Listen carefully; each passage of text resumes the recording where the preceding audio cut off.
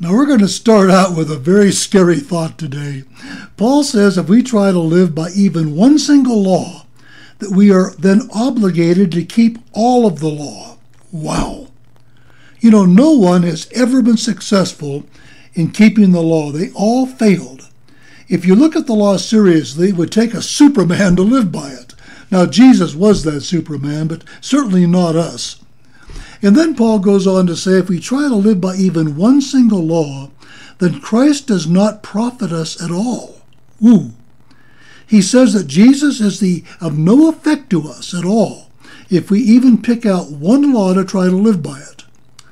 Living by the law is the greatest hindrance to us understanding and believing and living the gospel truth of Jesus. It can put us in an early grave if we try to live by it, because it condemns us so much.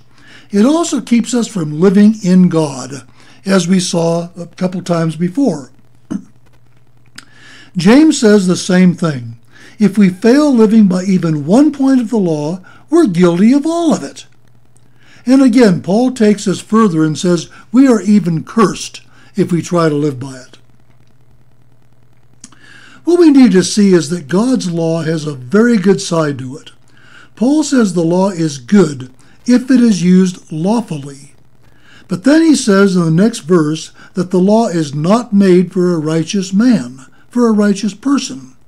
This means that those of us who've been made righteous in Jesus by his finished work on the cross should not live by the law.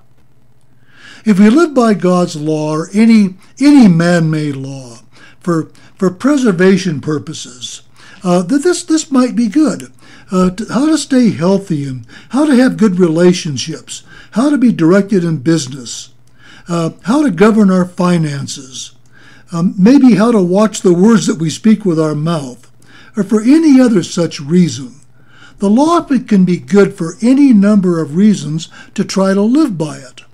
In short, if it benefits us, it's good for us to live by. But that doesn't mean to use it to find favor with God. We should not live by the law for any spiritual purpose, to become righteous, to please God, to get our prayers answered, or whatever, to get us to heaven. The law has been set aside, abolished, and for such purposes. It's been replaced by the gospel. We saw this earlier.